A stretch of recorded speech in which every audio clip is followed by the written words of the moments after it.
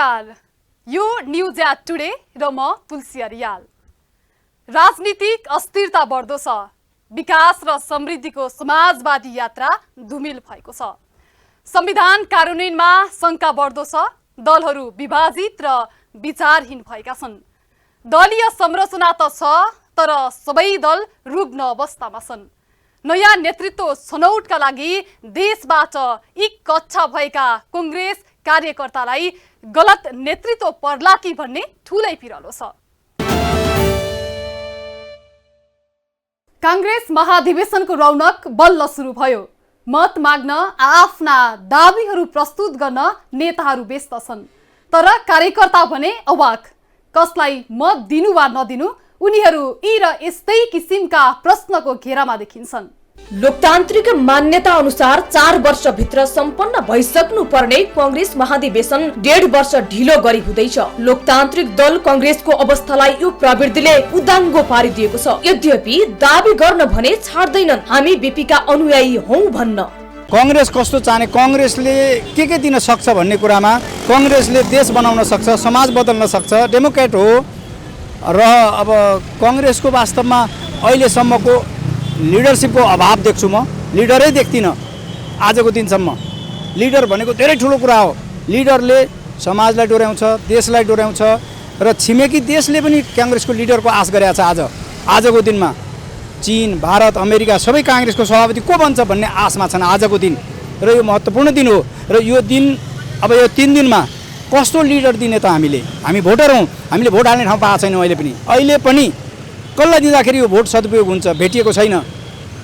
आजको दिनसम्म म भोटर हुँ, भोट खसाल्न आएको छु, तर लिडरशिपको आज पनि अभाव छ कांग्रेसमा। सत्ता स्वार्थमा लिप्त कांग्रेसमा बीपीको चिन्तन र चरित्र भने देखिँदैन। न त उनले रोपेको प्रजातन्त्रको बिउ नै बाँकी छ। कुनै बेला एक लौटी सत्ता सञ्चालक समेत बनिसकेको कांग्रेस अहिले 63 सिटको साँघुरो घेरामा सीमित हुन पुगेको छ। कार्यकर्ताको पिरलो छ। विगतमा जस्तो इज्जतदार रहेन कांग्रेस। अब आन्तरिक गुटबन्दीका कारण सग्लो समेत देखिँदैन। प्रधानमन्त्री हुनुहुन्छ, सभापति हुनुहुन्छ, तर हामीले के पायौँ त? आजसम्म केही पाएको छैन र देशले पनि केही पाएको छैन। र आजको दिनसम्म हामी आशमा छौँ नयाँ नेतृत्व निक्लिन्छ कि। अहिलेसम्म पनि सिङ्गल नेतृत्व निक्लेन। हामी दुर्भाग्य हौँ, हामी कांग्रेसका कार्यकर्ता दुर्भाग्यमा छौँ। र भाग्य निर्माणको आज निर्णय हुन्छ, भोलि निर्णय हुन्छ, पर्सिसम्म त सकिन्छ। तर अब निर्णय हुन्छ कि सकिन्छौँ थाहा छैन। निर्णय सबल आयो भने, देश डोर्याउने मान्छे आयो भने हामी त्यसको पुरै समर्थनमा हिँड्छौँ। एक समय कांग्रेस पनि वंशज केन्द्रित जस्तै थियो। त्यसबेला राजा शासन झैं कांग्रेसमा पनि कोइराला परिवारको एकल साम्राज्य थियो। ठीक उति नै बेला कोइराला गुटबाटै वर्तमान सभापति शेरबहादुर देउवाको उदय भयो। सबैलाई अब कांग्रेस सीमान्त वर्गबाट उदाएको नेताको हातमा पर्यो भन्ने थियो। छिट्टै परिवर्तन देख्न पाइन्छ भन्ने आशा पनि थियो। तर हविगत दिनानुदिन झन भन्दा झन खराब हुँदै गयो। अहिले कार्यकर्ता पीरमा छन्। कतै फेरि देउवा नै दोहोरिने हुन् कि? डेमोक्रेटले सबै कुरो दिने हो, तर डेमोक्रेट नाउँ मात्रको डेमोक्रेट आजको दिनसम्म छ। अब भोलि के हुन्छ हेरौँ, निर्णयले बताउँछ। हामी त भोटर हौँ र भोट कसलाई हाल्ने त्यो चिज अहिलेसम्म निर्णय भएको छैन र अहिलेसम्म हामी देखेका छैनौँ। सबै भोट माग्छन्। भोटको महत्त्व कसैलाई पनि थाहा छैन। भोटको महत्त्व कसैलाई थाहा छैन। भोट भनेको देश बनाउने भोट हो, समाज बदल्ने भोट हो। नेपालीले आश गरेका छन्, तर त्यो दिन सक्छन् सक्दैन हेरौँ। केही दिन बाँकी छ, त्यसमा नै निर्णय हुन्छ। 14औं महाधिवेशनका दृश्यहरू हेर्दा बीपी कोइराला, गणेशमान सिंह र कृष्ण प्रसाद भट्टराईको सबैले अनुसरण गरेको दाबी गरिरहेका छन्। हरेक उम्मेद्वारले आफ्नो प्रचार बोर्डमा उनीहरूकै तस्बिर टाँसेका छन्। झलक्क हेर्दा देखिन्छ कि यहाँ मान्छेहरू कांग्रेसका संस्थापकहरूको पोस्टर बेच्न बसेका छन्। यो परिपाटीले आन्तरिक लोकतन्त्रको झलक देखाए पनि कार्यकर्ताहरू भने पार्टी स्थापना गर्ने नेताहरूको विचार बेचेर महाधिवेशन जित्नुको कुनै तुक नभएको तर्क गर्छन्। अब कांग्रेसमा दूरदर्शी नेतृत्वको खडेरी नै परेको उनीहरूको तर्क छ। यो व्यवस्था आइकनको नेपाली कांग्रेस ले जुन विधानमा आफैमा विधानमा एउटा समावेशी र लोकतान्त्रिक चरित्र रूपमा पार्टी स्थापना गरेको छ। त्यस कारणले अबको कांग्रेस भनेको नेपालको माटो सुहाउँदो कांग्रेस बन्ने कुरामा हामी विश्वस्त छौँ। नेपाली कांग्रेसको नेतृत्व कस्तो आउनुपर्छ भन्दा पनि नेपाली कांग्रेसको नेतृत्व सबै सक्षम नेतृत्व छ र अहिलेको नेतृत्व पनि असक्षम होइन, सक्षमै नेतृत्व भएको कारणले अबको नेतृत्व भनेको अन्य राजनीतिक दललाई पनि सँगै लिएर जान सक्ने र त्यो अम्ब्रेलामा लिएर काङ्ग्रेस बिना यो मुलुक सम्भव छैन त्यो कुरा देखाउनका लागि र अबको हरेक हाम्रो अब निकट भविष्यमा आउने स्थानीय तहको चुनाव, प्रदेशको चुनाव र प्रतिनिधि सभाको चुनावमा एक नम्बरको पार्टी बन्ने नेतृत्व चाहिँ यो महाधिवेशनले स्थापित गर्छ भन्ने मैले आशा र विश्वास लिएको छु। पुस्तान्तरणको रटान यहाँ पनि चर्को छ। केही दिनदेखि सुस्ताएको यो बहस कार्यकर्ताको दिमागमा भने ताजा नै छ। तर भागबण्डामा मस्त कांग्रेस नेतृत्वले भने भाग पायो भुलिसक्यो जस्तो गर्छ। परिवर्तनशील कांग्रेस हुनु पर्यो, युवाको काँधमा जिम्मेवारी जानु पर्यो र मेरो एउटा मात्रै भनाइ छ, यदि तपाईहरुले डिलिट गर्नुहुन्न भने शेरबहादुर देउवाबाट अलग हुनु पर्यो कांग्रेस भन्ने मेरो चाहना छ। अरु के छ हजुरहरुको भनाइ?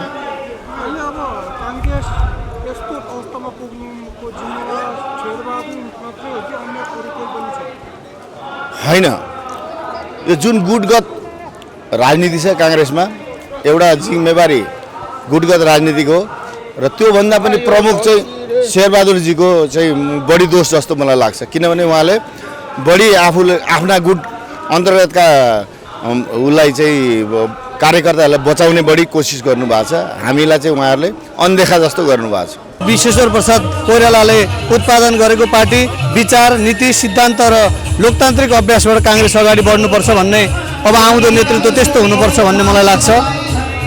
सत्ताधारी दल नेपाली कांग्रेस गत आम निर्वाचनपछि थलिएको अवस्थामा छ। एमाले केपी ओलीको व्यवहारबाट प्रताडित दलहरूले प्रधानमन्त्रीको कुर्सीमा देउबालाई बसाएका छन्। तर प्रतिपक्षमा पनि कमजोर भूमिकामा देखिएको कांग्रेस सत्तामा पुग्दा पनि हस्तक्षेपकारी भूमिकामा देखिन सकेको छैन। अहिले भने कांग्रेस नेतृत्वको सरकारले संसदको उपयोग गर्न सकेन भन्ने आरोप छ। संसदीय प्रणालीमा विश्वास गर्ने नेपालको सबभन्दा पुरानो दलले यस्तो आरोप खेप्नु पर्ने अवस्था किन आयो? कार्यपालिका र व्यवस्थापिका दुवैमा कांग्रेस अक्षम कसरी? यी प्रसंगको उत्तर समेत कार्यकर्ताले महाधिवेशनबाट खोजिरहेका छन्। तर प्रश्नोक्तिको भने कुनै सम्भावना देखिँदैन।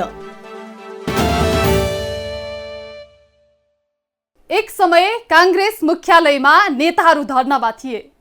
लामो समय धरनामा बसेका उनीहरूको माग थियो क्रियाशील सदस्यता विवाद सल्टाएर मात्रै महाधिवेशन गरिनुपर्छ।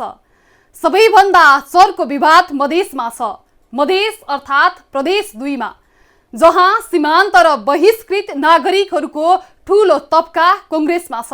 तर त्यो प्रदेश कार्यकर्ता जन्माउने कारखाना सिवाय केही हुन सकेको छैन। मुस्किलले शक्तिमा पुगेका महेन्द्र नारायण निधिका छोरा विमलेन्द्र निधि भाग खोज्ने स्थानमा पुगेका छन्। उनीलाई पन्छ्याउन षड्यन्त्र गरिए जस्तै देखिने यो परिदृश्य छ। तर पदाधिकारीका आकांक्षीलाई खासै मतलब छैन।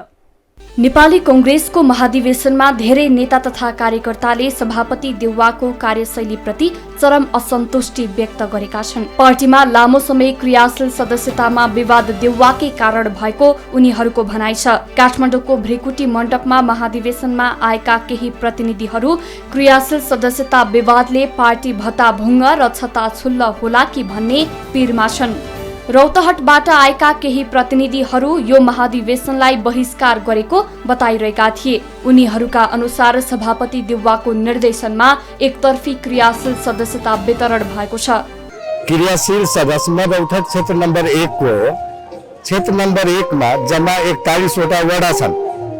ती मध्ये 19 वटा 12 वटा वडालाई फर्मै दिएन जिल्ला सभापतिले। हाम्रो जिल्ला सभापतिले नियम अनुसार वडा इकाइ कमिटीको सभापतिलाई फर्म दिनुपर्ने नयाँ सदस्य बनाउनको लागि।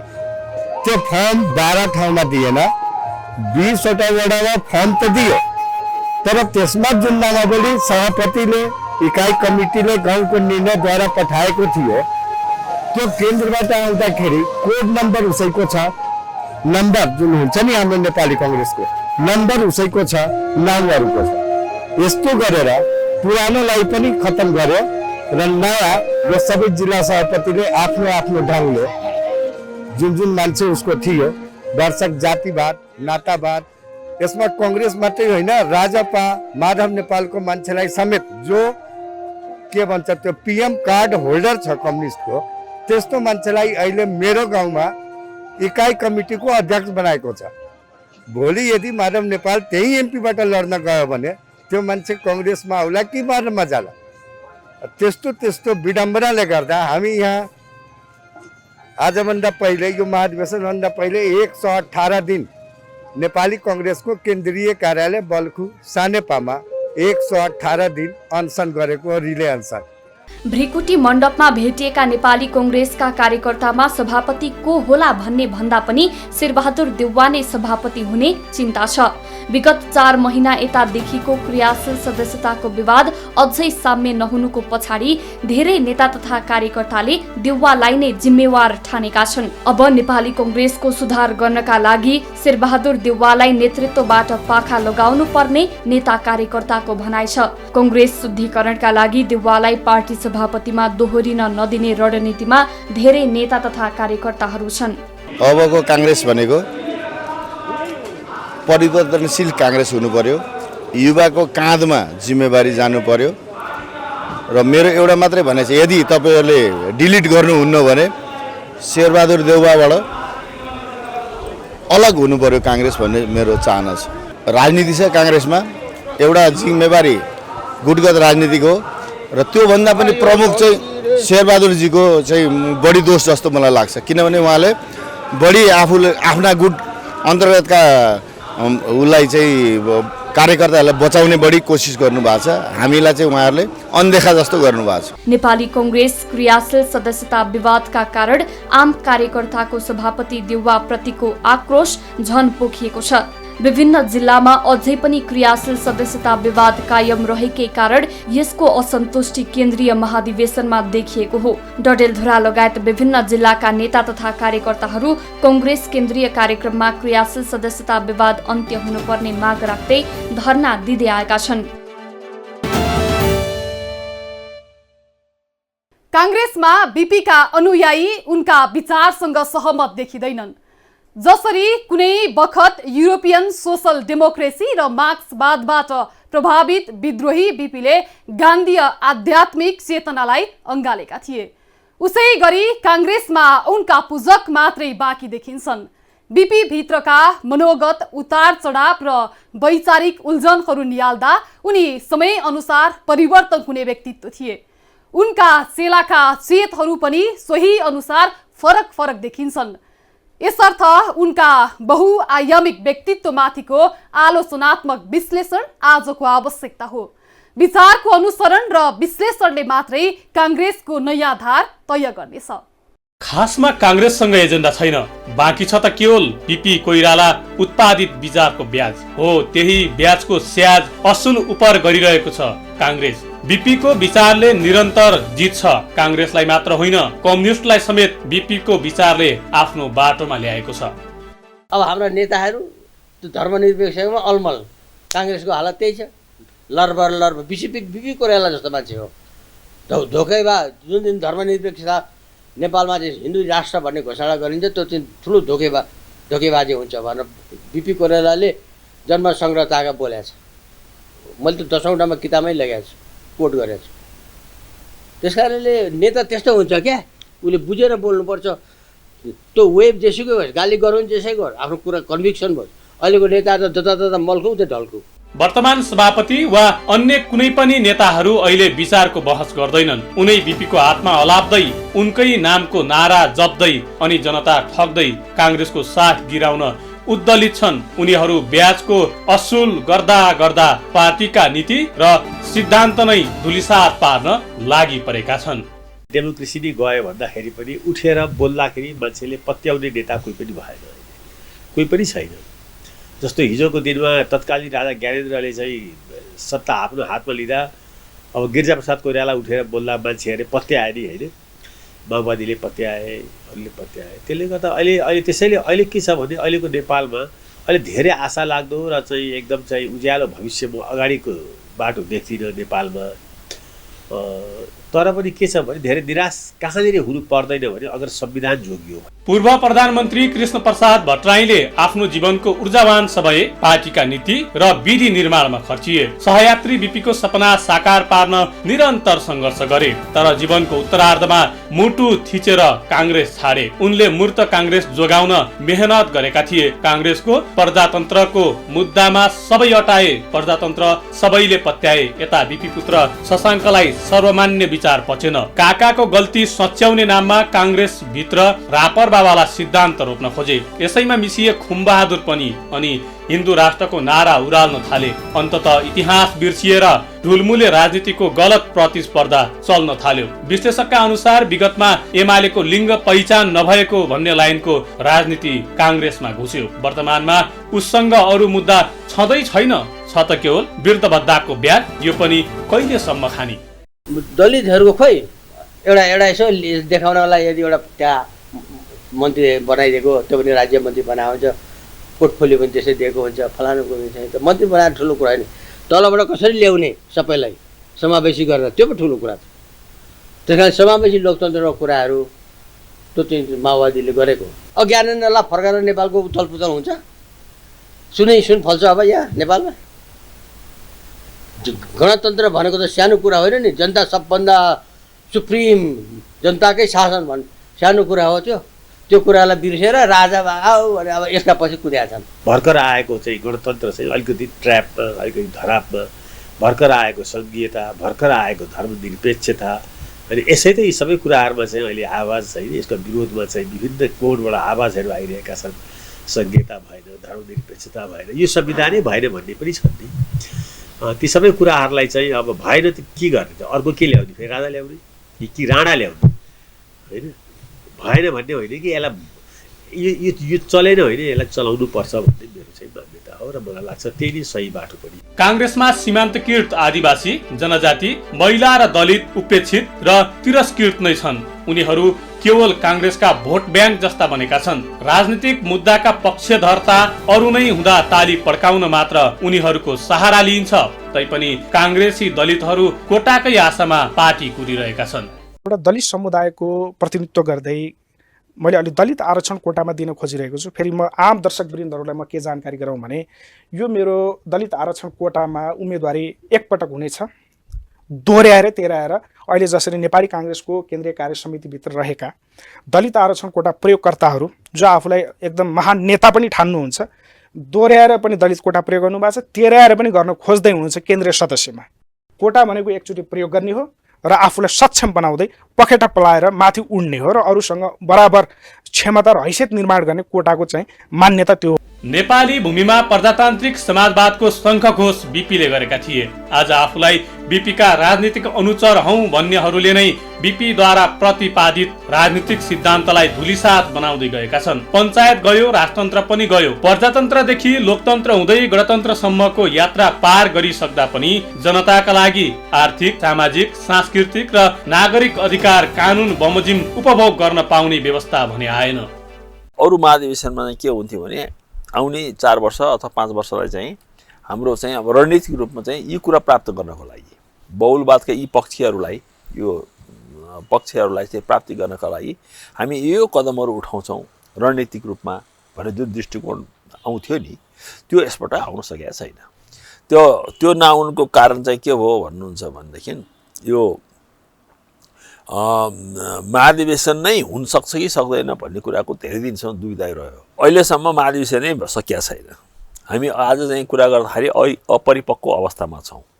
महाधिवेशनमा पुराना पुस्तादेखि नयाँ पुस्ता सबैले चाहिँ दाबी गरिरहेका छन् सभापति लगायत पदमा।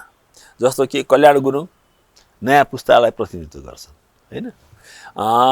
पुरानो पुस्तामा अब चाहिँ के छ तपाईँले भन्नुभएको पुरानो पुस्तामा भइरहेका सभापति लगायत सबैजना चाहिँ चुनाव लड्छु भनिरहनु भएको छ। जनताका नाममा भनिएका आन्दोलन र क्रान्तिले धेरै सपना देखाउँछ, तुहाउँछ। किनकि राजनीतिक दलका नाममा दलाली गरिरहेका शेरबहादुरहरू तिनै सपना बेचिरहेका छन्। ती सपनाहरू व्यवहारिक धरातलमा कार्यान्वयन नहुँदा जनतामा नैराश्यता छाउँदै गएको छ। यस्तो बेला अतिवादीहरूले खेल्ने ठाउँ पाउँछन्। यसतर्फ मूलधारका राजनीतिक दल र तिनका नेताले बेलैमा होसियारी अपनाउनु वाञ्छनीय देखिन्छ।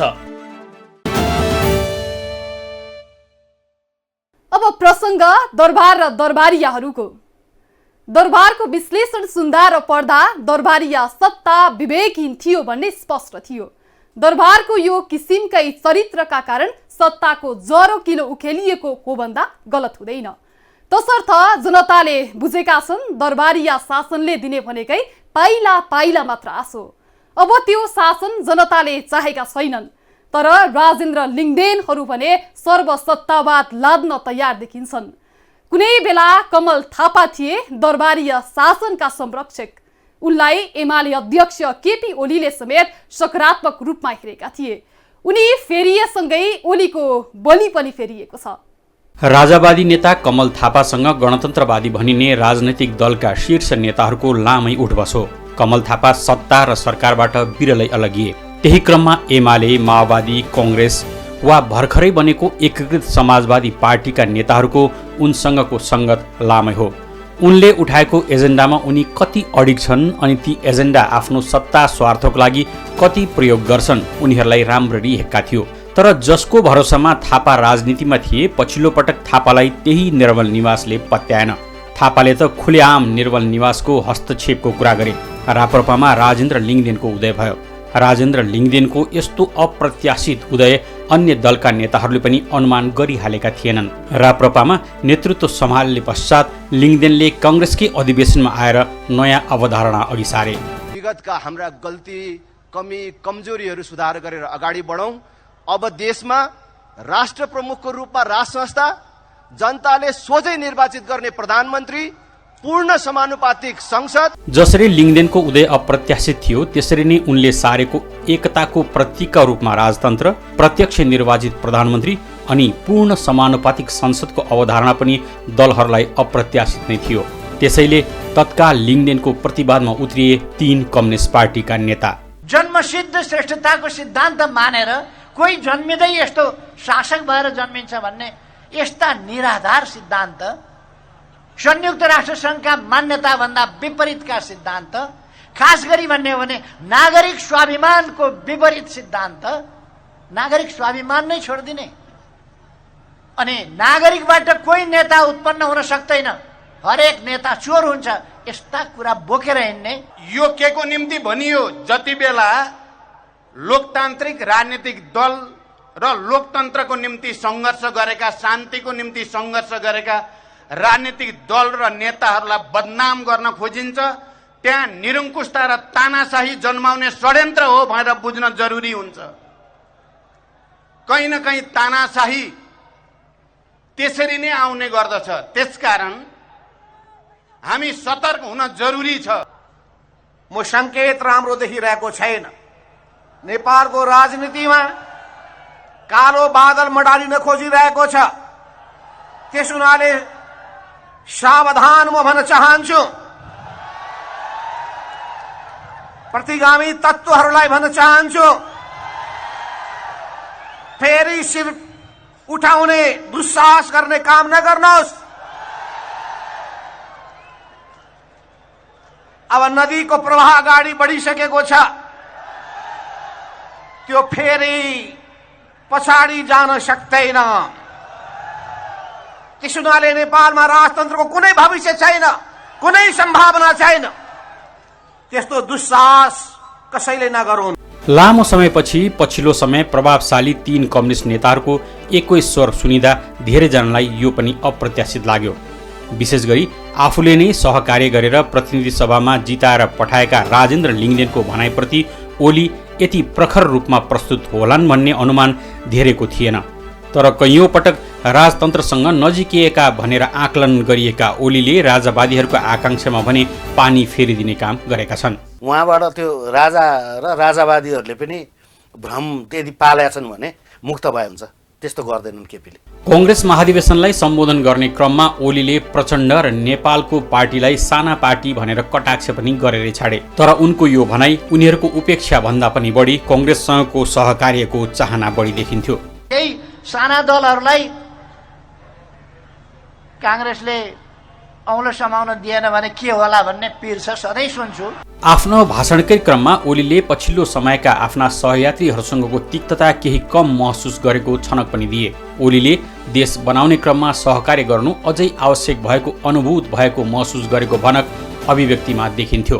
हामी राष्ट्र निर्माणका काममा एकजुट भएर अगाडि बढ्नुपर्छ। नेपाली कङ्ग्रेस सबैलाई साथ लिएर चलोस्, मेरो कुनै आपत्ति छैन। तर नेपाली कङ्ग्रेस अरूका नीतिका पछाडि होइन, आफ्ना नीतिमा अरूलाई हिँडायोस्।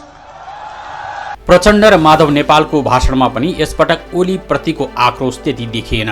कहिलेकाहीँ म सुन्छु पार्टी र साथीहरू एक्लै हिँड्ने कुरा गर्नुहुन्छ, एक्लै हिँड्नुपर्छ हामी भन्नुहुन्छ। होइन, हामी एक्लै हिँड्ने कुरा अहङ्कार कसैले पनि नगरौँ, हामी मिलेरै हिँड्ने हो। हामीले राजनीतिक प्रतिस्पर्धा गरे पनि त्यो प्रतिस्पर्धा भित्र पनि हामीले एकता खोजिराख्नै पर्ने हुन्छ। र अहिले हामी जे सफलता भनेका छौँ एकताबाट, गठबन्धनबाट प्राप्त भएको सफलता हो। 46 सालको आन्दोलनको सफलता, शान्ति सम्झौताको सफलता या 62-63 को आन्दोलनको सफलता सबै राजनीतिक दलहरू, लोकतान्त्रिक राजनीतिक दलहरूको बिचमा भएको एकताको परिणाम हो। त्यसकारण एक्लै हिँड्ने अहङ्कार गर्न खोज्दा जसले अहङ्कार गर्यो त्यसको ओह्रालो यात्रा सुरु भयो भन्ने कुरा नेपालको इतिहासले देखाएको छ। हाम्रो राजनीतिमा धेरै विकृतिहरू छन्, पार्टीभित्र पनि छन्, राजनीतिमा राज्य सत्तामा पनि छन्। ती विकृतिहरूलाई हामीले पन्छाउनु पर्छ। विकृतिका वाहकहरूले विकृति फैलाइराख्ने, हामी टुलु टुलु हेरेर बस्ने, त्यो स्वीकार हुन सक्दैन। त्यसो हुनाले नेपाली राजनीतिका विकृतिहरू के छन्? त्यो विकृति सुरु हुन्छ भ्रष्टाचारबाट, सत्ताको दुरुपयोग गर्ने प्रवृत्तिबाट, मैमत्त गर्ने प्रवृत्तिबाट, लोकतन्त्रको मूल्य मान्यतालाई कुल्चिने प्रवृत्तिबाट, अरूको सम्मान नगर्ने प्रवृत्तिबाट, अरूको मर्यादा नगर्ने प्रवृत्तिबाट। त्यसो हुनाले साँचो अर्थमा हामी लोकतन्त्र चाहन्छौँ भने लोकतन्त्रका मूल्य र मान्यतालाई हामीले आत्मसात गर्नुपर्दछ। बरु कांग्रेस सभापति शेरबहादुर देउवाले नै ओलीलाई हटाएर आफू सरकारमा आएपछि जनता खुसी भएको भन्दै आगामी प्रतिनिधि सभा निर्वाचनमा कांग्रेस एक्लै जान चाहेको संकेत गरे। जुन दिन मेरो सरकार बन्यो त्योभन्दा अगाडिका दिन हेर्नुहोस् कस्तो थियो डर त्रास, सारा साथीहरू देशभरि कस्तो अवस्था थियो। र प्रधानमन्त्री भएको भोलिपल्टै सारा मान्छेहरू मुक्ति पाए जस्तो भयो। सब मान्छेले यो ओलीको शासनबाट मुक्ति पाए सबैले। त्यस्तो अवस्था थियो। त्यस्तो अवस्थाबाट अब हाम्रो अगाडि त्यो मुक्ति जो पाएका छौँ त्यसलाई बचाउने हो कि नबचाउने हो? बचाउने हो। त्यसका लागि यो महाधिवेशनले तय गर्छ। यो महाधिवेशनले यो डर त्रासबाट मुक्त समाज, फेरि यो कुनै किसिमको पनि यो तानाशाही सरकार नआओस् भन्नका लागि यो महाधिवेशनले निर्णय गर्नुपर्छ। निर्णय गरेको खण्डमा आउँदो सरकार काङ्ग्रेसको हुन्छ गाउँदेखि माथिसम्म। आउने प्रतिनिधि सभा निर्वाचनमा कांग्रेस एक्लै गए पक्कै पनि अरू दल भन्दा हावी हुने देखिन्छ, जसको विरुद्ध अन्य दलहरू एक ठाउँमा आउने स्थिति बन्न सक्छ। जुन परिदृश्य एमाले अध्यक्ष ओलीले पनि देखिसकेको भान हुन्छ। त्यसैकारण हुन सक्छ लामो समयपछि एकै मञ्चमा भएका प्रचण्डसँग उनले देखाएको हार्दिकता तत्काल हेर्दा ओलीमा त्यही दम्भी प्रवृत्ति रहिरहेसम्म छुटिएका तीन मन एक ठाउँमा आउने सम्भावना देखिहालेको छैन। तर एमालेमा ओलीको भूमिका कम गरेर दोस्रो पुस्ता निर्णायक भूमिकामा आए त्यो असम्भव पनि देखिँदैन। कांग्रेसको महाधिवेशनमा तीन नेताको अभिव्यक्तिले यही संकेत गरेको छ। नत्र भने कांग्रेस, एमाले अनि समाजवादी शक्तिहरूबीच तीन ध्रुव आगामी निर्वाचनको परिदृश्य हुन सक्छ। जनताले हरेक नवशासकसँग हारेकै छन्। विभिन्न आन्दोलन र द्वन्द्व पश्चात शासक परिवर्तन भए पनि शासकको व्यवहार र चरित्रमा भने कुनै फेरबदल देखिँदैन। यसकारण पनि जनताको हार सत्य भए पनि तथ्य उनीहरूसँग छैन। वर्तमानको अवस्थामा पनि सत्ता र व्यवस्था नै परिवर्तनका लागि आन्दोलन मात्र गर्ने होइन, सत्ताको चेतना र चरित्र परिवर्तन गर्ने आन्दोलन अब जनताले गर्नुपर्छ। हवस् त, न्युज एट टुडे आजलाई यति नै। हामी सबै बिदा चाहन्छौँ। नमस्ते।